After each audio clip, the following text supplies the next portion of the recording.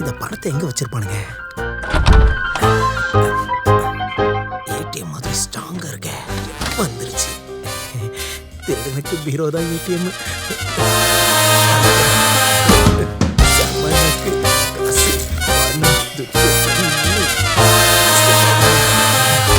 உடம்பு சரியில்லைன்னு வேலையை விட்டுட்டீங்க.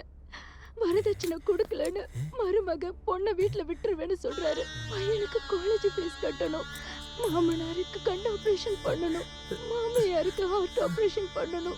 வீடு என்னடானா ஏலத்துல இருக்கு. இருக்கிற காசு வட்டி கட்ட கூட பத்தாது. இதுக்கு மேல நம்ம வாழ வேண்டாங்க, நம்ம வாழ வேண்டாம். பசங்களுக்கு விஷத்தை கொடுத்து நாமளும் விஷத்தை குடிச்சு செத்துறலாங்க. நமக்கு இந்த வாழ்க்கை வேண்டாங்க. இவங்க கஷ்டத்தை கேட்டா கல்லே கரைஞ்சிரும் போல இருக்கே. நம்ம இதையும் கரையாதா? கரையணும்.